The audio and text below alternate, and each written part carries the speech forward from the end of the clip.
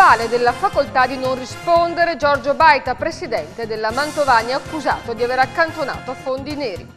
Parte oggi la nuova rubrica Le Pagelle, con cui daremo in punta di penna i voti ai personaggi politici e non che si sono distinti durante la settimana. Oggi in studio Renzo Mazzaro. Braccio di ferro sul ripopolamento di gatti a Venezia, troppi gattini senza padrone. I gattari rispondono alla proposta lanciata durante il concorso di bellezza felino ieri a Venezia. Benvenuti a questa edizione del TG di Televenezia. In apertura di nuovo l'inchiesta sui fondi neri della Mantovani.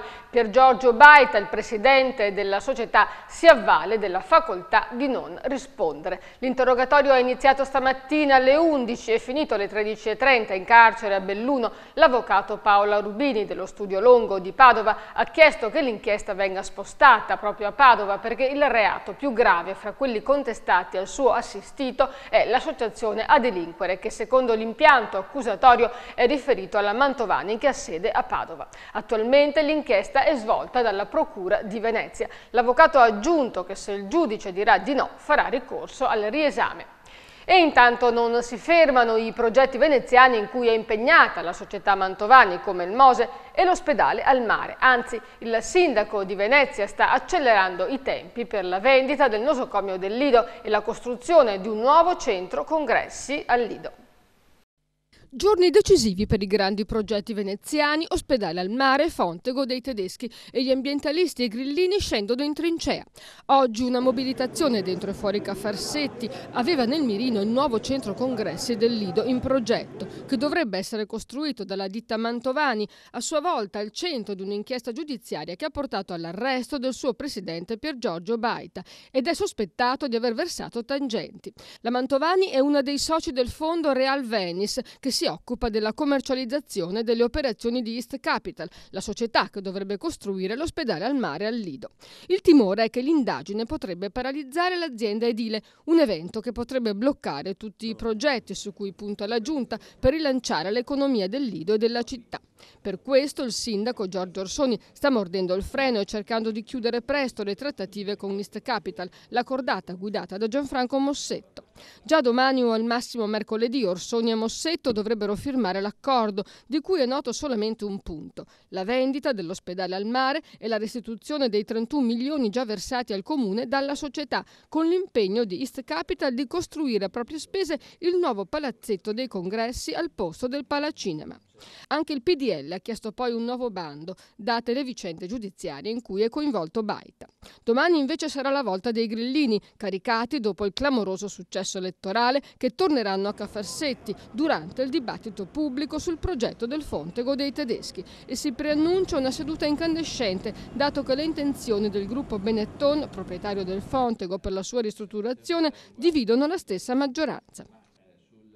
Intanto Antonio Pipitone, il consigliere regionale dell'Italia dei Valori e il capogruppo del PD Lucio Tiozzo, e ancora Franco Bonfante, vicepresidente del Consiglio regionale, hanno chiesto oggi di affrontare già domani, durante la seduta dedicata al bilancio, il coinvolgimento di Veneto Strade nell'inchiesta sui fondi neri della Mantovani. Pipitone in particolare ha chiesto che il governatore Luca Zaia e la D di Veneto Strade, Vernizzi, vadano a spiegare a Palazzo Ferrofini perché era indispensabile andare fino a San Marino per una consulenza e come mai, visto che mancavano sempre i soldi per fare manutenzioni alle strade del Veneto, se ne sono invece trovati altri per fare delle fiere di settore.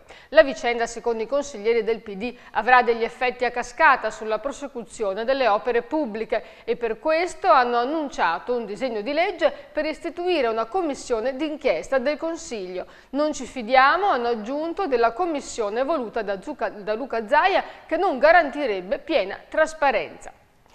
E cambiamo argomento, parliamo dell'allarme sicurezza. Proseguono le indagini sulla rapina in villa avvenuta martedì scorso a Favaro, in via Cacco Lombara, e i carabinieri stanno indagando nella cerchia delle amicizie del dentista. Intanto il consigliere comunale Renato Boraso lancia l'allarme sicurezza. Allarme sicurezza a Mestre. Il consigliere comunale Renato Boraso depositerà domani un'interpellanza al sindaco affinché prenda provvedimenti e chieda il potenziamento della presenza delle forze dell'ordine, soprattutto a Favaro. Boraso ricorda la rapina avvenuta martedì scorso in via Cacolombara, dove il dentista Michele Checchin è stato minacciato con una pistola alla tempia, derubato e poi costretto a sdraiarsi sotto la macchina, pancia in giù, fino a quando i rapinatori non si sono dileguati con l'auto di un complice.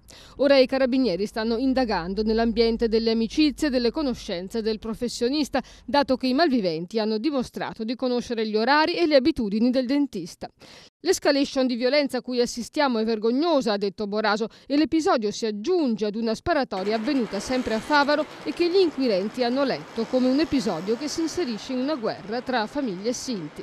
Boraso ha chiesto provvedimenti anche riguardo il villaggio di Via del Grano Turco e un potenziamento del numero dei carabinieri della caserma di Favaro. Il consigliere comunale inoltre ha rilanciato la proposta della creazione di un gruppo di guardie civiche. E continuiamo con la cronaca nera. Avevano messo in atto la truffa dello specchietto nel veneziano, vale a dire un raggiro basato su un falso incidente, in seguito al quale le vittime pagavano i danni alle vetture. I carabinieri hanno denunciato un nomade di 40 anni di Ascoli Piceno e un bolognese di 23 anni. La tecnica era sempre la stessa: individuata la potenziale vittima, soprattutto anziani, i truffatori la seguivano e attendevano un'occasione propizia, una manovra di parcheggio in una zona più defilata, il transito in una strada stretta, possibilmente senza testimoni, per mettere a segno il colpo. I malviventi posizionavano l'auto con lo specchietto già rotto o modificato in modo tale da farlo cadere al minimo urto, accompagnando il tutto con un pugno con un calcio alla carrozzeria per rendere l'eco dello scontro. La vittima, constatata la rottura, veniva indotta con una sapiente opera di convinzione a pagare il danno immediatamente ed in contanti, evitando la segnalazione alla compagnia assicurativa che, si sa, aumenta poi il premio.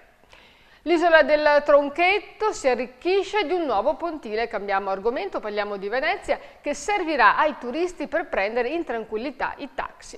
Ma sono in vista altri cambiamenti per la riqualificazione dell'isola. È stato inaugurato questa mattina al Tronchetto il nuovo ponte galleggiante dedicato ai taxi acquatici, una passerella riservata all'imbarco e sbarco da tempo attesa e richiesta dalla categoria al comune veneziano. Il nastro è stato tagliato in presenza dell'assessore alla mobilità Ugo Bergamo e del presidente di AVM, azienda veneziana della mobilità, Giovanni Seno. Il ponte arriva dopo mesi di lamentele da parte dei tassisti veneziani, costretti a condividere l'attracco con la CTV o ad adattarsi ad approdi occasionali, condivisi a volte con mezzi senza licenza. La situazione sarà da ora sotto controllo e monitorata e la passerella faciliterà utenti e tassisti. La realizzazione del pontile si inserisce nel progetto più ampio di riqualificazione della zona del Tronchetto, come ha spiegato l'assessore Bergamo, zona che accoglie milioni di turisti ogni anno e che sta diventando sempre più efficiente. Dopo la realizzazione del People Mover e di numerosi altri servizi, migliora da oggi anche il servizio taxi e a breve sarà realizzato anche un secondo pontile per le imbarcazioni taxi da noleggio. Sì, continua l'operazione di riordino del Tronchetto, che deve diventare una porta importante della città di prima accoglienza per il turista e quindi deve essere riqualificata, risanata, non deve essere terra di nessuno, di abusivismo, ma dove tutti lavorano con correttezza e rispettando le regole. Abbiamo iniziato lo scorso anno col trasferimento dei bus turistici del Piazzale Roma a qui, col trasferimento della trasbagagli, cioè del servizio di trasporto mezzi pesanti oppure di valigie o quant'altro, e continua con questo importante pontile che sarà dedicato unicamente all'attività taxi, pontili riservati a coloro che hanno le regolari autorizzazioni, tant'è vero che sarà possibile con le telecamere anche riprendere eventuali comportamenti difformi o di abusivismo. L'amministrazione comunale ha in mente anche altri progetti per concludere il rilancio del Tronchetto, in primis la realizzazione della caserma dei Carabinieri per garantire un controllo efficace dell'area, un nuovo terminal della CTV e soprattutto un rinnovamento della zona commerciale. Mi pare che si vede già come sta riorganizzandosi quando poi avremo un nuovo terminal di ECTV accanto al People Mover, avremo dato la risposta finale adeguata a un turismo che qui scaricherà milioni di persone ogni anno, quindi deve essere all'altezza di questo compito, di questo ruolo per la città. I negozianti saranno tutti spostati da quell'area, che non sarà più loro dedicata, ma verranno tutti ricollocati nei pressi del People Mover con banchetti nuovi di unica tipologia, concordata con la Soprintendenza ai beni ambientali e paesaggistici, nei pressi del punto di maggior flusso turistico, però anche lì con regole precise e con controlli adeguati. Andiamo ora a Mestre, dove c'è una controproposta del Comitato Mestre Centro per la gestione dell'area di Via Verdi e Riviera. Una controproposta al Comune che è stata presentata in questi giorni, un Comune che invece è deciso a mantenere la ZTL nell'area e che ha annunciato invece un ricorso al Consiglio di Stato proprio per ripristinare la zona a traffico limitato. Continua il botta e risposta tra i commercianti di Riviera 20 settembre e l'assessore alla mobilità Ugo Bergamo. I comitati sono sempre più agguerriti e hanno presentato il nuovo piano per il centro. Stop alle ZTL, circolazione libera in via Colombo, via Verdi e Riviera 20 settembre, più strisce bianche per i parcheggi, anche in quello che nascerà nell'area ex Umberto I, e rivitalizzazione di via Poerio, in modo che sia un prolungamento di piazza Ferretto. Queste le richieste messe nero su bianco dai comitati, contro risposta all'assessore Bergamo, che dopo aver visto la ZTL di Via Verdi e Riviera annullata da una sentenza del TAR, vuole presentare ricorso al Consiglio di Stato. Dichiarazione questa che ha acceso ancor di più i toni sulla questione e la risposta dei comitati non si è fatta attendere. Il nuovo piano per il centro di Mestre è scritto, un progetto che mira a ridare vita ad una zona che, a detta degli esercenti, si sta svuotando sempre di più. Se aprono la battaglia noi andremo avanti per la nostra strada, nel senso che secondo il mio modesto parere quando chiudi le strade si creano i disagi, a meno che tu non faccia i servizi prima. Quindi se il codice della strada dice che il comune dovrebbe presentare dei piani del traffico, come noi dobbiamo rispettare le regole, dovrebbero rispettarle anche loro. Quindi chiudere la ZTL e poi riprendere la normale circolazione. Riusciamo sostanzialmente a capire questo accanimento che c'è per quanto riguarda instaurire la ZTL in questa zona.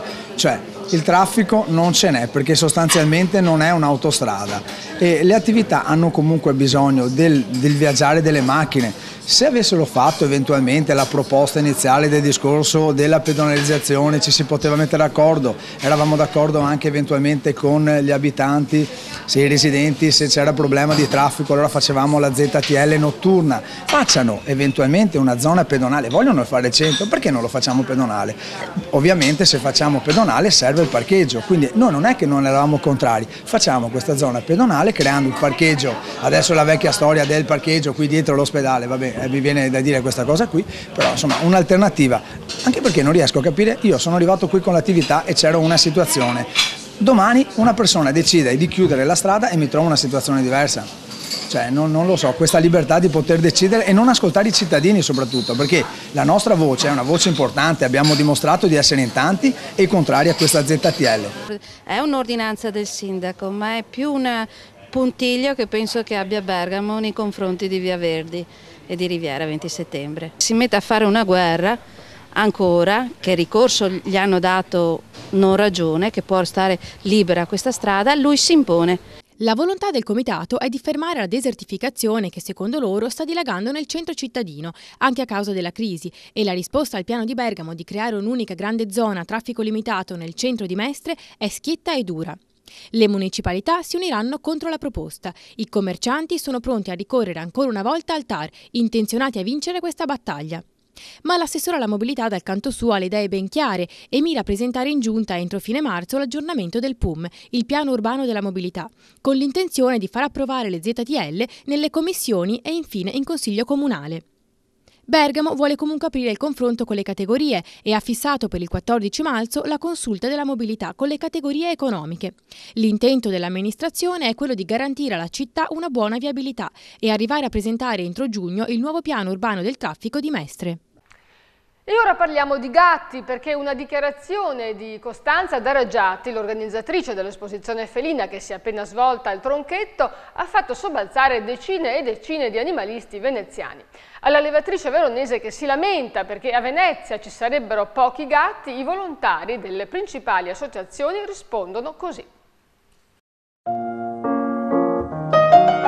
Siamo quelli che con impegno e sacrificio si prendono cura degli animali del nostro territorio, in un volontariato spesso denigrato, ma ripagato dalle stesse bestiole. Ci piacerebbe avere il recapito dell'organizzatrice della Mostra dei Gatti di Razza, che dall'alto del suo mondo dorato, fatto di bellezza e biglietti d'ingresso, parla di ripopolare Venezia di felini. Potremmo così chiedere il suo aiuto quando ci avvertono che ci sono gattini appena nati buttati nei cassonetti a cui dare ogni 3 ore il latte per cercare di salvarli, o gatti abbandonati e in pericolo quando a causa di sfratti, ricoveri o decessi ci chiamano per prendere quelli rimasti soli e che nessuno vuole, o ci avvisano che ce n'è uno che sta morendo perché avvelenato o sbranato dai cani. E la lista potrebbe continuare con precise testimonianze, a cui si aggiunge il carico di sfamare ogni giorno le colonie feline, spesso in luoghi disagevoli e da parte di persone anziane e con pochi mezzi. Un gatto non è parte dell'arredo urbano. In una città profondamente cambiata, senza più magazzini, invasa dai plateatici e dai turisti, il gatto ha vita sempre più difficile. Un gatto ha bisogno di cure, non è vero che si arrangia, soprattutto se è un cucciolo o se è abituato in casa. La vita del randaggio non è propriamente bella, anche se poetica e appagante per gli occhi di chi passeggia ogni tanto per la città. La sterilizzazione dei gatti non è solo disposta per legge, ma è una risposta necessaria a una moltiplicazione insostenibile. Una volta a Venezia il controllo delle nascite veniva abitualmente fatto buttando i piccoli in acqua dentro una calza. Invitiamo la signora a venire con noi nei nostri giri quotidiani nelle colonie di gatti, sia a Venezia sia nelle isole e in terraferma, dove ce ne sono moltissimi e dove c'è tanto bisogno di sostegno.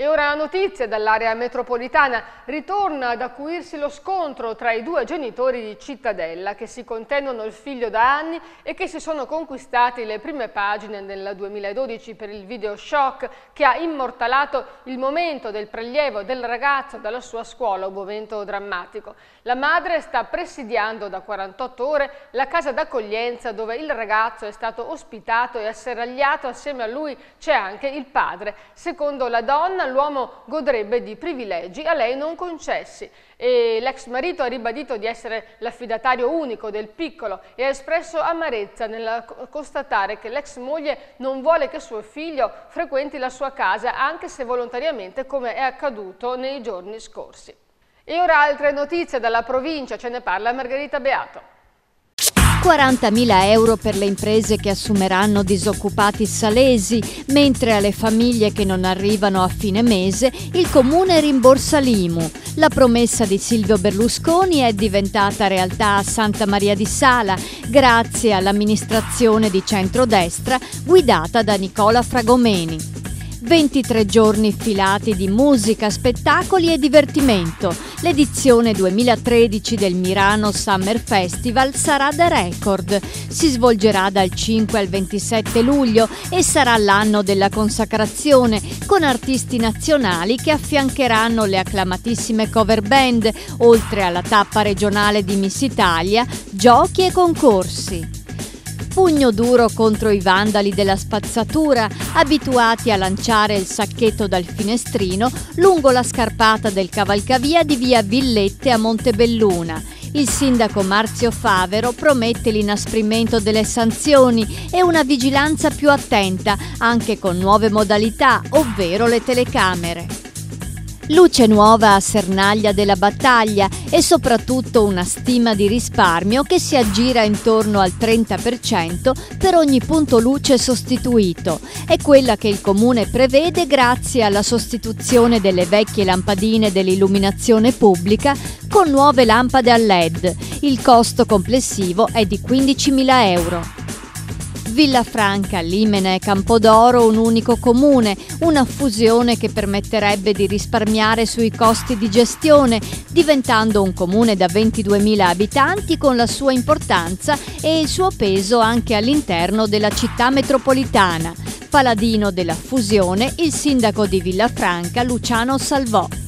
Saonara vuole l'acquapark, una mega struttura ricreativa con piscine anche olimpioniche, il tutto su 60.000 metri quadri coperti, più giardino e parcheggi, per un investimento di circa 40 milioni di euro.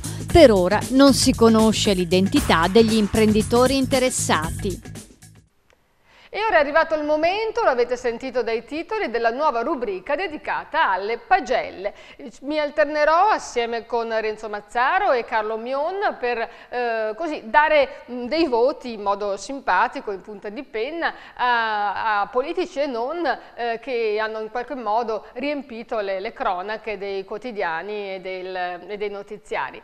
Cominciamo con Renzo Mazzaro oggi, con lui abbiamo parlato diffusamente soprattutto dei fondi neri della Mantovani, un argomento di cui aveva in qualche modo accennato anche nel suo libro I padroni del Veneto.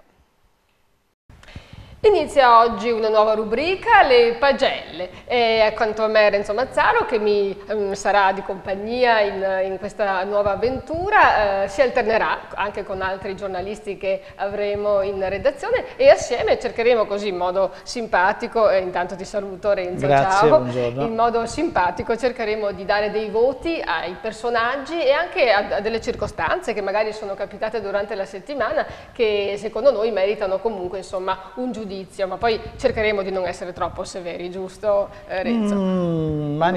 Tu manica larga e io manica stretta. Dai, proviamo. Allora, tra l'altro è stata una settimana molto ricca, piatto ricco, amici ficco, la settimana scorsa c'è stato un po' di tutto, elezioni, poi soprattutto insomma la vicenda delle tangenti, anzi scusate, la vicenda dell'inchiesta sulla Mantovani per i fondi neri che presuppone che forse sono state pagate anche le tangenti, ne ha parlato la Guardia di Finanza, insomma una vicenda che ha fatto tremare e che sta facendo tremare molte società a Venezia, nel Veneto, Renzo? Sì, un grosso fatto che colpisce un'azienda, la più grossa azienda di costruzione del Veneto e l'11ª ho letto in Italia. La Mantovani. La Mantovani Costruzioni. Allora, e quindi a chi diamo il voto? A Pier Giorgio Baita che insomma... Ci sono i due personaggi più importanti di questa inchiesta che sono finiti purtroppo per loro in carcere, sono Pier Giorgio Baita, l'ingegnere, il presidente e amministratore delegato della Mantovani e una signora che si chiama Claudia Minutillo che è stata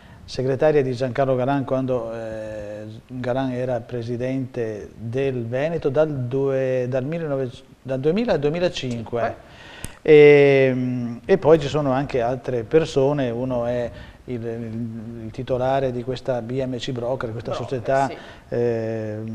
Fantasma, diciamo, cartiera. Cartiera la chiamano, perché metteva carte false. Faceva delle false fatture, infatti l'inchiesta è per false fatture.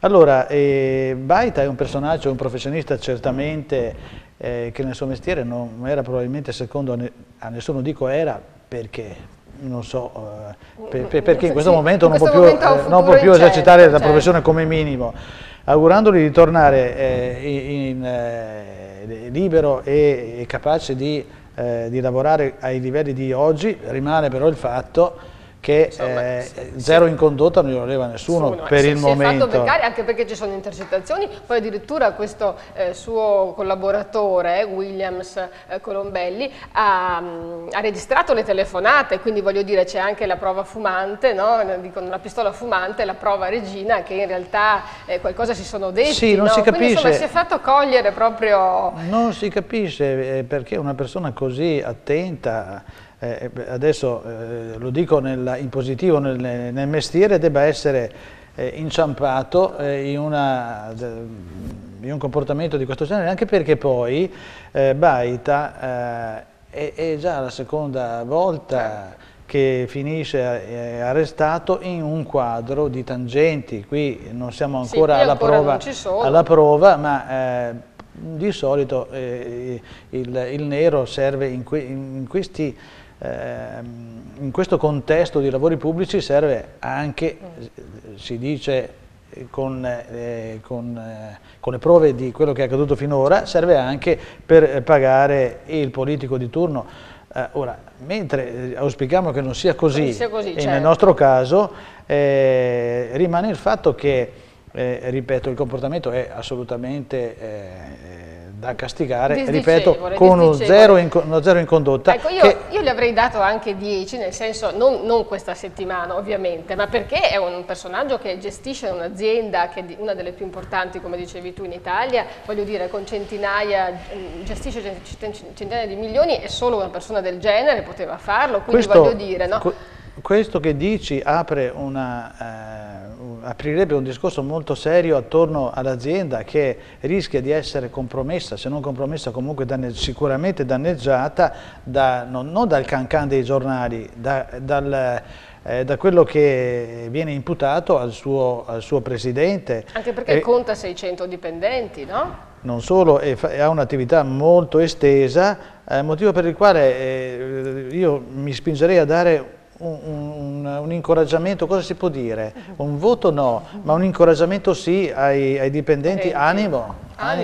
Speriamo che passi. Speriamo che passi. Senti, Claudia Minutillo, vabbè, ne abbiamo già parlato, insomma. No, ma io estenderei lo zero in condotta assolutamente anche a Claudia Minutillo, perché poi, anche conoscendola, è sempre stata una signora con un comportamento, una plomb, uno stile sempre, cioè è una caduta verticale. Dicono che ami molto lo shopping, tra l'altro. Sì, vabbè, lei che poteva permettersi, non vorrei che fosse per via eccetera, ma in ogni caso zero in condotta, non glielo deve nessuno, neanche a lei, e qui è difficile tirarla su.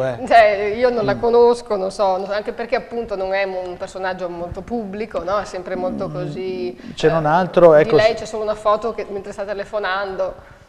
Sì, una foto abusata direi, e peraltro sì, che forse non piace molto a Giancarlo Galan, perché citato in questi casi forse preferiva di no. Sì, anche perché lei è stata, va detto, è stata segretaria per lui prima dei fatti analizzati dall'inchiesta, dal 2005, l'inchiesta parla del 2005 in poi, no? Ecco. Oddio, qui però c'è anche, bisogna dire, un nome di Giancarlo che viene dalle intercettazioni. Ora ci sono tanti, io cerco di fare la buona, ci sono tanti Giancarli in giro, infatti comunque Giancarlo Galan in questo contesto non classificato come minimo, giusto?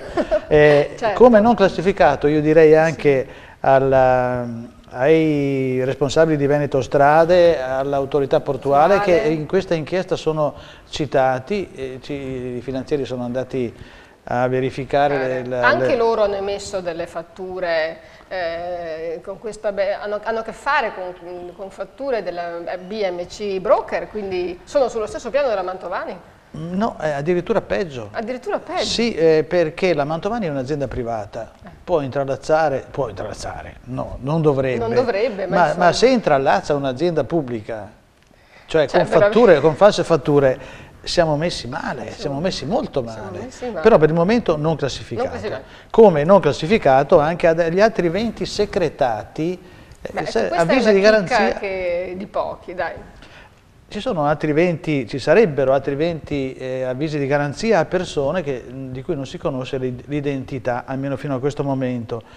Non classificato anche per loro, e auguri che non sia così, perché se fosse così si dice che siano imprenditori, titolari di altre aziende, cioè è una cosa che si estenderebbe a macchia d'olio. Nessuno, diciamo, è colpevole finché non arriva la sentenza. Ma anche l'ingegner Baita non è colpevole, meno che meno la Claudia Minutillo. Ma lì insomma ci sono anche delle prove, vabbè, insomma, dai. Io ricordo che nel 1992 Pier Giorgio Baita se l'è cavata. Sì, è stato assolto per non aver commesso il fatto, eppure era stato arrestato, come in questa circostanza forse non c'era la pistola fumante, si potrebbe dire, non ricordo bene comunque i particolari del processo. Era il processo legato alla corruzione di Bernini, De Michelis, no? Sì, certamente, a tangenti e lui si dichiarò, se non mi sbaglio, concusso, cioè stritolato dall'appetito dei politici e non lui mordace con la mandibola pronta ad azzannare. Senti, intanto io darei anche un bel 10 a te, posso? Perché nel tuo libro tutte queste cose le hai dette, addirittura... Io ti ringrazio, ma come sempre 9, non 10. E poi un bel voto anche al procuratore capo del Pino, devo dire, no? È stato molto bravo, ha ricordato il tuo libro, tra l'altro. Beh, ma non vorrei che ci fosse un conflitto di interessi qui, cioè io mi astengo, sei tu casomai che parli. Sì, ecco, comunque anche del Pino devo dire che insomma sta dimostrando di essere veramente un procuratore molto coraggioso. Senti, cambiamo argomento. Mi associo nel giudizio. Cambiamo argomento, parliamo di Giancarlo Galan, delle elezioni, di Luca Zaia, parliamo un po' di questi personaggi qui. Beh, le elezioni ci hanno lasciato basiti, quasi come le dimissioni di Papa Ratzinger, cioè chi se l'avrebbe aspettato? Certamente noi sondaggisti, per esempio, aveva ragione Berlusconi che ci sono 4 milioni di posti di lavoro in Italia, dove dovrebbero andare a lavorare i sondaggisti, vista la cilecca assoluta che hanno dimostrato con i sondaggi, non ci hanno preso neanche un po', allora 0 ai sondaggisti, invece 10 ai grillini, qui bisogna dire che ai grillini del Veneto una roba tipo 800.000 voti, 800.000 persone hanno cambiato, quasi 800.000 persone hanno cambiato il loro voto e i grillini sono balzati a livelli record. Siamo ben sopra, sono il primo partito nel Veneto, dappertutto tranne mi sembra nella provincia di Rovigo per una questione di 0, dove cedono il posto al PD. Però qualche grillino si è comportato anche male, no? Diciamolo. D'accordo, allora accetto il suggerimento, diamo un 4 al vice Maniero, il sindaco di Mira, dai. Il sindaco di Mira, sì, andrebbe ripreso caro Alvise, puoi dire quel che ti pare, ma insomma, cioè, sono spiegazioni date in modo forzoso, se non altro non era elegante, poi non è che un assessore, una signora perché è incinta non possa fare che cosa? Il ricevimento del pubblico? Oppure che cosa deve fare un assessore del comune di Mira? Non poteva frequentare le riunioni. Perché? Perché è incinta. Non è che è una malattia che si può... che è contagiosa, non è ancora dimostrato, cioè troverei francamente anche questa tu dici poteva pensare a no, se andiamo avanti con queste spiegazioni qui abbassiamo il voto da 4 più in giù. E allora con l'augurio al sindaco di Mira di tirarsi su per la settimana prossima. Confermo il 4. Va bene. Senti, Luca Zaia, come si sta comportando con Tosi? Che voto gli diamo? Ecco, io a Luca Zaia darei un 7 più di incoraggiamento perché ha dimostrato, anche se uno può dire col senno di poi, ma sta dimostrando coraggio nell'andare a verificare quello che sta capitando nella Lega e andare al vedo, insomma, dopo il collasso che ha avuto il suo partito. Ma anche perché ha risposto con energia a Giancarlo Galan che gli ha chiesto il rimpasto di giunta. Sì, ecco, però posso contraddirti, secondo me, però dicono anche che Zaia si è preoccupato, tanto che i bossiani gli hanno dato la sveglia, gli hanno detto sveglia Zaia, qui ti stanno facendo le scarpe, quindi forse anche un po' la paura, tu dici che la paura fa quanto? Non fa 7 più. Non fa 40 la paura. Fa 40 è fuori è spropositato. Esatto. 4 mi sembrerebbe un po' esagerato, facciamo che la paura faccia 5, 7 e 5 fa 12 diviso 2 6, quando è? Dai, vabbè, allora 6 a Luca Zaia, 6 più però, sempre per l'incoraggiamento, e invece a Giancarlo Galan, qui dopo le elezioni gli darei, per la sua richiesta di rimpasto 10 per l'appetito che dimostra, perché non gli è mai mancato. No, è vero, né figurato né reale, conoscendolo, però insomma il 10, no, voglio dire, estendere il voto politico alle regionali non è esattamente secondo logica. Anche, allora, in questo porcellum, perché in realtà è il porcellum in questo tipo di elezioni, non è che si vota il candidato, si vota il simbolo, per cui significa che se la gente ha votato il simbolo vuol dire che quel simbolo lì non esiste più. C'è questo famoso paradosso che adesso la Lega non è mai stato così potente, a Lombardia, Piemonte, Veneto, però nel territorio non ha più i voti. No, non è che non abbia più i voti, li ha avuti e non ha più il consenso che si può misurare con i voti di un'altra elezione, che è quella politica. Perché, e quindi è un altro contratto, tu dici? No, io dico che se noi applicassimo il metodo, chiamiamolo metodo Giancarlo, il metodo Giancarlo buono per, secondo Giancarlo Galan, per Luca Zaia e per la giunta regionale, lo applicassimo ai comuni. Allora cito a caso il comune di Vigonza, dove so che per certo che i grillini sono arrivati al 31%, devono chiedere al sindaco di Vigonza e l'ingegner Tacchetto di andare a casa, ma non solo lui, andrebbero a casa quanti sindaci? Sono molti, cioè non possiamo allora fare confusione di questo genere, quindi io darei 0 perché è inappropriato totalmente, 10 per l'appetito, diviso 2, 5, ti sta bene? Va bene, dai, ok. Senti, un'ultima cosa, di cosa parli? Dei pendolari di Quarto d'Altino, Ah sì, questo è una cosa, direi, molto, non molto simpatica, è una piccola rivolta che è finita bene, di pendolari come sappiamo sempre bistrattati, questi qui da San Donà, mi sembra, Portogruaro, con un treno che era in ritardo di 80 minuti se non ricordo male, hanno fermato l'Intercity mettendosi in mezzo ai binari, rischiando, sì, però c'era un capostazione intelligente che ha vista la malparata, ha informato il macchinista ha rallentato, il treno si è fermato, i pendolari sono saliti, è arrivata la polizia o i carabinieri, non hanno identificato nessuno perché le persone erano già a bordo, il treno è ripartito e Trenitalia, udite udite, ha fatto fermare, senza bisogno di tirare il freno a mano, ha fatto fermare il treno nelle fermate successive del treno dei pendolari non previste dall'Intercity. Quindi insomma un bel voto anche a Trenitalia. No, diamo un 6 meno, anche qua di incoraggiamento, perché Trenitalia non è che merita grandi voti, invece 10 ai pendolari. 10 ai pendolari. Benissimo, direi che come esordio mi è proprio piaciuto, mi sono proprio divertita. Grazie. E spero che si siano divertiti anche a casa. Grazie Renzo, ci risentiremo, tornerai a trovarci fra 2 settimane. A voi, buongiorno.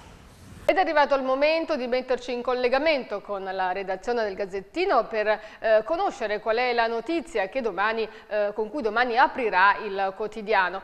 Siamo in collegamento con Davide Scalzotto, che è il vice caporedattore del Gazzettino di Venezia. Davide, mi senti? Ciao. Abbiamo una notizia grossa che riguarda l'eterna vicenda del Ponte di Calatrava, perché oggi la Procura della Corte dei Conti ha notificato gli atti di citazione ai 4 ritenuti responsabili dal punto di vista contabile della lievitazione dei costi e del presunto danno erariale causato appunto dalle spese del Ponte di Calatrava. E la Procura ha quantificato anche l'importo dei risarcimenti che questi 4 devono restituire all'erario.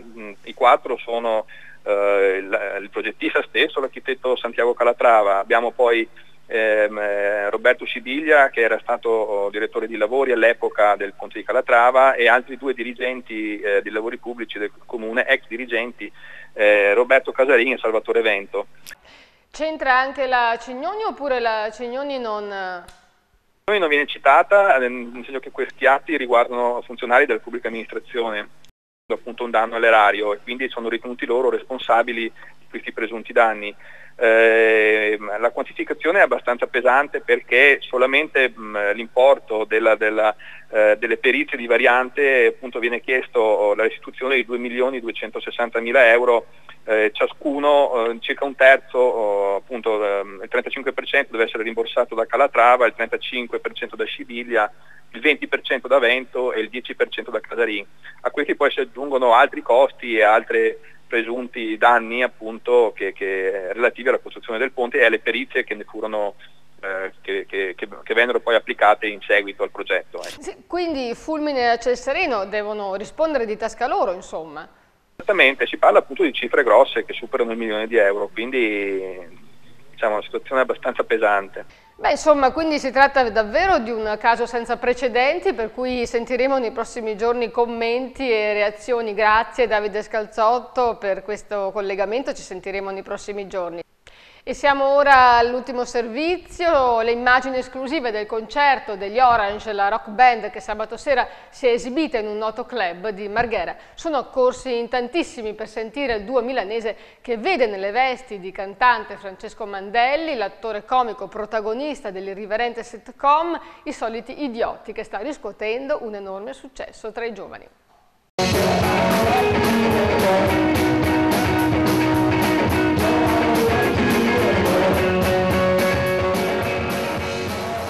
Il coinvolgente rock degli Orange conquista il popcorn di Marghera.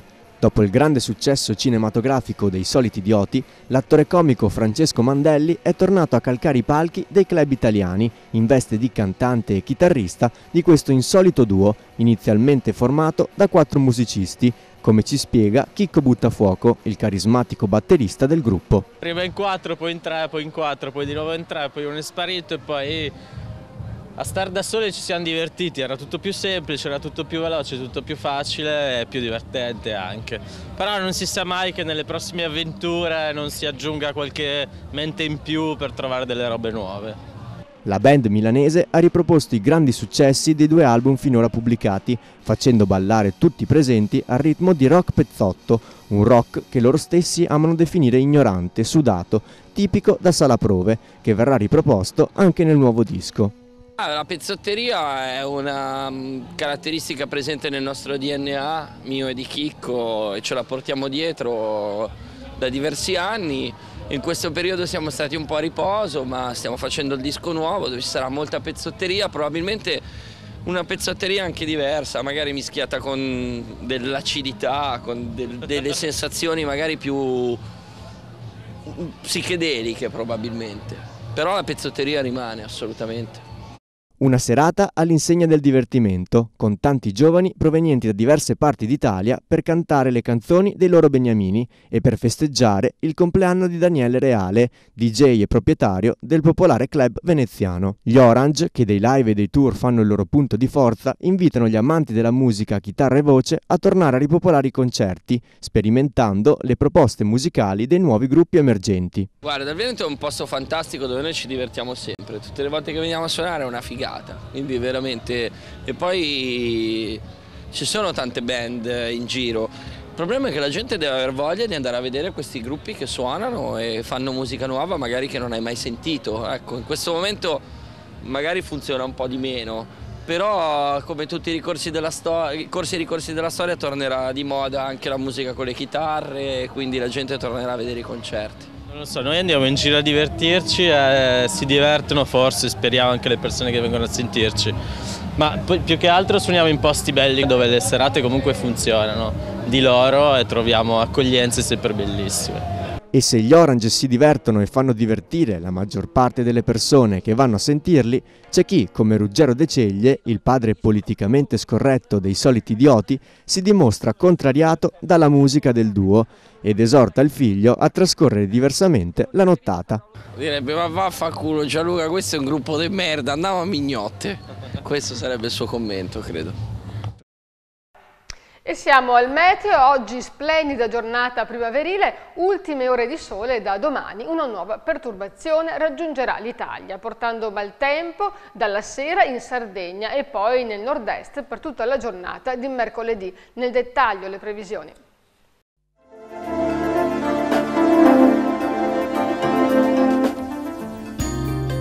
Godiamoci il sole finché dura, da mercoledì piove, martedì 5 marzo, sereno ma con nuvolosità in aumento, precipitazioni assenti fino in serata, temperature stazionarie con brinate notturne, mare da quasi calmo a poco mosso. Mercoledì 6 marzo, cielo coperto con piogge di moderata entità, venti sostenuti da sud-est, minime in salita anche sensibile, massime in lieve calo, mare da mosso a molto mosso. Giovedì 7 marzo, molto nuvoloso o coperto con precipitazioni diffuse, valori termici in rialzo. Venerdì 8 marzo, nuvoloso con qualche modesta precipitazione a carattere sparso, minime stabili, massime in aumento, comprese fra i 10 e i 14 gradi. La marea di martedì 5 marzo è normale, la massima alle 3:30 35 cm, la minima alle 11:35 meno 15 cm. Bene, con questo era proprio tutto. Grazie per averci scelti, per averci seguiti. Buon proseguimento, buona serata.